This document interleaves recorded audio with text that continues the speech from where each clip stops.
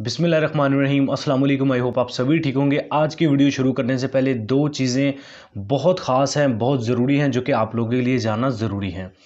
पहली चीज़ ये कि आप लोगों ने ये चीज़ नहीं देखनी कि यार किसी कंट्री के बॉर्डर ओपन है या नहीं, या फिर विज़िट वीज़ा ओपन है या फिर नहीं।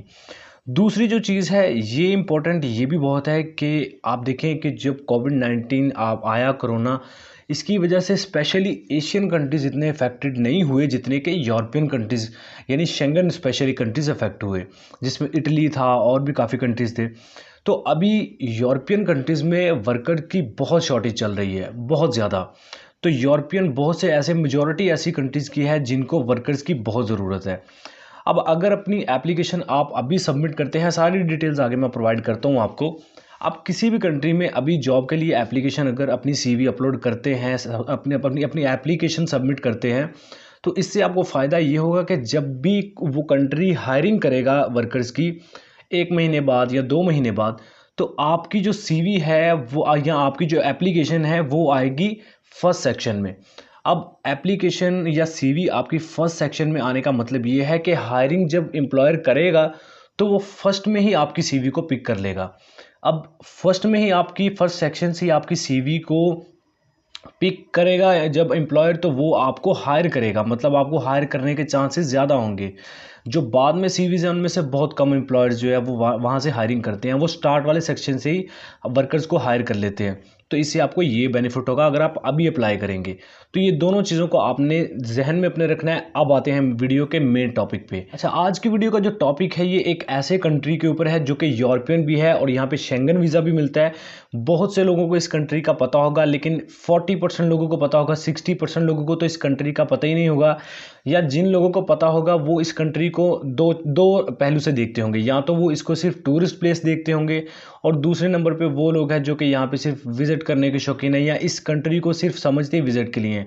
हालांकि ये कंट्री एक बहुत ख़ास टूरिस्ट प्लेस भी है और यहाँ पे ये वर्किंग कंट्री भी इसको कहते हैं। यहाँ पे मैन्युफैक्चरिंग भी होती है, जॉब्स भी बहुत अवेलेबल हैं जो कि आपको मिल सकती हैं। तो आज की वीडियो में हम चेक रिपब्लिक को टारगेट करने वाले हैं और A to Z सारी इन्फॉर्मेशन मैं आपको चेक रिपब्लिक के से रिलेटेड देने वाला हूं कि वहाँ पे जॉब्स इन डिमांड कौन सी हैं, वर्क वीज़ा आप अपने लिए कैसे फ्री ऑफ कॉस्ट विदाउट किसी एजेंट आप खुद हासिल कर सकते हैं। वर्क वीज़ा दो तरीक़ों से मैं आपको बताऊँगा कैसे हासिल कर सकते हैं। जिनके पास कुछ पैसे हैं वो कैसे वर्क वीज़ा चेक रिपब्लिक का हासिल कर सकते हैं, जिनके पास पैसे नहीं है बिल्कुल भी, वो हर मतलब बिल्कुल ज़ीरो हैं और वो फ्री ऑफ कॉस्ट सारा प्रोसेस करना चाहते हैं, वो कैसे वर्क वीज़ा हासिल करेंगे वो भी बताऊंगा। तो ऐसे लोगों को मैं टारगेट करने वाला हूं जिनके पास पैसे हैं वो कैसे अप्लाई करेंगे वर्क वीज़ा, जिनके पास नहीं है वो कैसे अप्लाई करेंगे।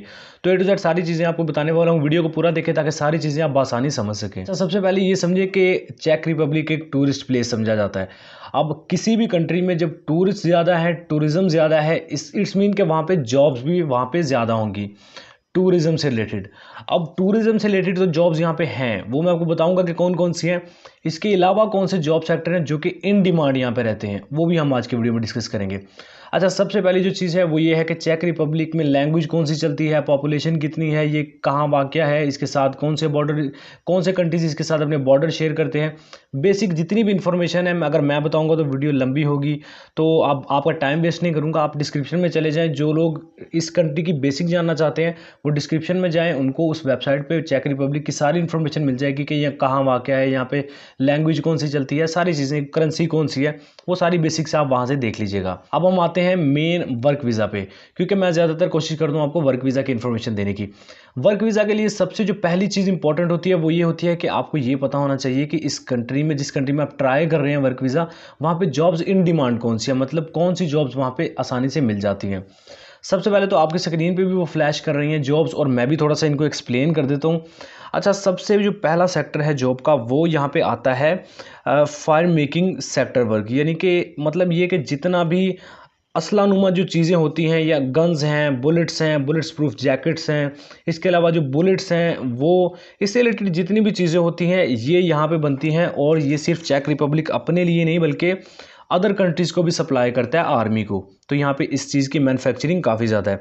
नंबर 2 पे जो है वो है एनर्जी सेक्टर। एनर्जी सेक्टर में, अच्छा, एनर्जी सेक्टर में पेट्रोल है, गैस है, ऑयल है, और भी नेचुरल बहुत सी जो प्रोडक्ट्स हैं उनकी एक्सपोर्ट्स यहाँ पे होती हैं। तो ये भी एक सेक्टर यहाँ पे अवेलेबल है, एनर्जी सेक्टर इसे कहते हैं। तीसरे नंबर पे इसके अलावा ये है जी, यहाँ ट्रांसपोर्ट का काम बहुत है। ट्रक ड्राइवर्स हैं, फैक्ट्री वर्कर्स हैं, इंक्लूड इसमें ड्राइवर्स हैं, लेबर हैं, हेल्पर हैं। तो ये जो जितने भी ट्रांसपोर्ट या फैक्ट्री से रिलेटेड वर्कर्स हैं वो भी यहाँ पे काफ़ी उनकी भी ज़रूरत रहती है फैक्ट्रीज़ को। नंबर 4 पे जो लास्ट है ये बहुत इंपॉर्टेंट है, और ये मैं आपको सजेस्ट करूँगा कि आप इसको लाजमी ट्राई करें। जो लोग आईटी या फिर टूरिज़्म यानी हॉस्पिटैलिटी सेक्टर की जहाँ पे बात आए उसमें आते हैं आपके बार्स हैं, होटल्स हैं, रेस्टोरेंट्स हैं। बार्स, होटल्स एंड रेस्टोरेंट्स में भी आगे वेटर हैं, मैनेजर हैं, क्लीनर हैं और डिश वाशर हैं। इसके अलावा और भी सिक्योरिटी गार्ड्स हैं, ड्राइवर्स भी इसमें आते हैं, शामिल होते हैं। तो जितने भी इससे रिलेटेड हॉस्पिटैलिटी सेक्टर से रिलेटेड ऑक्यूपेशंस होते हैं वो सारे इसमें इंक्लूड होते हैं। तो hotels and bars and restaurant, इसमें कुक, वेटर और ऐसी जितनी भी ऑक्यूपेशन है ये सारी यहाँ पे अवेलेबल हैं। इसके साथ जो आईटी प्रोफेशंस हैं, आईटी प्रोफेशनल हैं, जिसमें अगर आपको वेबसाइट का काम आता है, डेवलपमेंट आती है, ऐप्स बना लेते हैं, इसके अलावा और भी जितने भी आईटी से रिलेटेड आपको काम आता है कोई, तो इसमें भी आप लाजमी यहाँ पे ज़रूर ट्राई करें। मैं आपको सजेशन करूंगा आप सारे ऑक्यूपेशंस में ट्राई करें जो मैंने आपको बताए हैं, लेकिन अगर आपका आईटी या टूरिज्म से रिलेटेड है तो आप लाजमी ट्राई करें। यहाँ पे ये चीज़ तो आपको पता चल गई कि यहाँ पे जॉब्स इन डिमांड कौन सी है। अब हम बात करते हैं कि इन जॉब्स में आप अप्लाई कैसे करेंगे और वर्क वीज़ा कैसे हासिल करेंगे।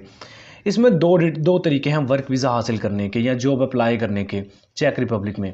अच्छा, सबसे पहला जो तरीका है वो ये है कि अगर तो जो लोग अफोर्ड कर सकते हैं, जिनके पास थोड़े बहुत पैसे हैं, वो क्या करेंगे, वो विज़िट वीज़ा पे जाएंगे। अब विज़िट वीज़ा आपको कैसे मिलेगा, चेक रिपब्लिक का कौन से डॉक्यूमेंट्स लगेंगे, कहाँ आप अप्लाई करेंगे, कितनी फ़ीस होगी, क्या प्रोसेस होगा, सारी डिटेल्स एक वेबसाइट पे मिल जाएंगी। डिस्क्रिप्शन में उसका लिंक मौजूद है। विज़िट वीज़ा अप्लाई करने के लिए आप उस वेबसाइट से सारी डिटेल्स उठा सकते हैं। तो जिनके पास कुछ पैसे हैं वो तो ऐसे कर सकते हैं कि चेक रिपब्लिक का विज़िट वीज़ा लें, वहाँ पे जाएं। चेक रिपब्लिक में आपको ये फैसिलिटी मिलती है कि आप अपने विज़िट वीज़ा को वर्क परमिट में कन्वर्ट कर सकते हो। तो आप विज़िट वीज़ा पे वहाँ पे जाके अपने ऑक्यूपेशन में जॉब फाइंड करके वहाँ पे अप्लाई कर सकते हैं जॉब के लिए, और अपना वर्क वीज़ा वहाँ पे अप्लाई कर सकते हैं। अब ये तो था उन लोगों के लिए जिनके पास कुछ पैसे हैं।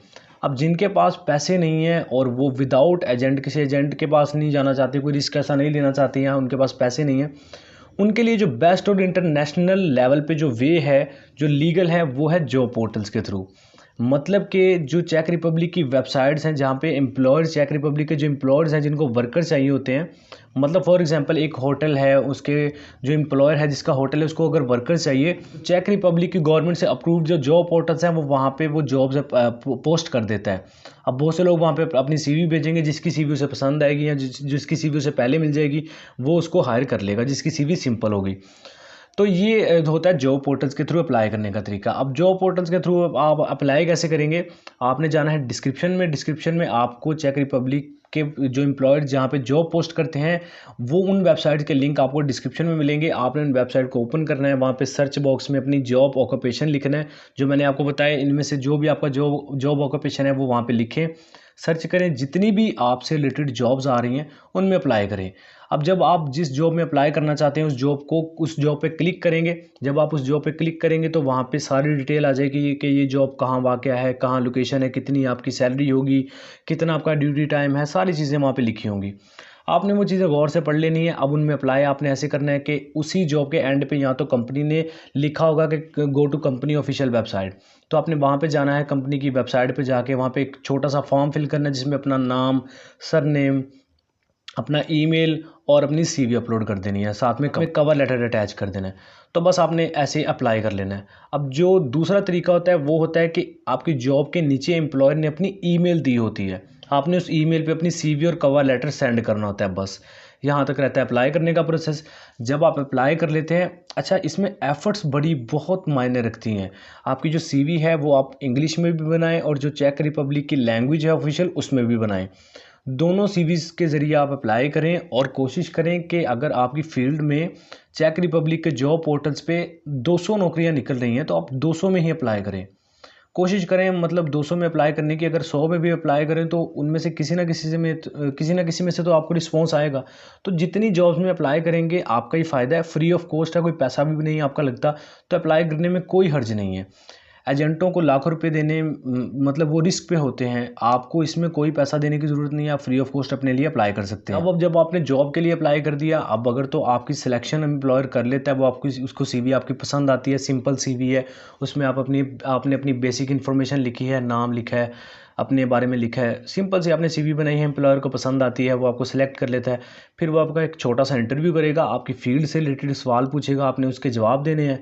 जब आप इंटरव्यू में पास कर जाते हैं तो फिर वो सारी एम्प्लॉयर आपको वर्क वीज़ा की डिटेल समझा देता है कि आपने वर्क वीज़ा ऐसे अप्लाई करना है।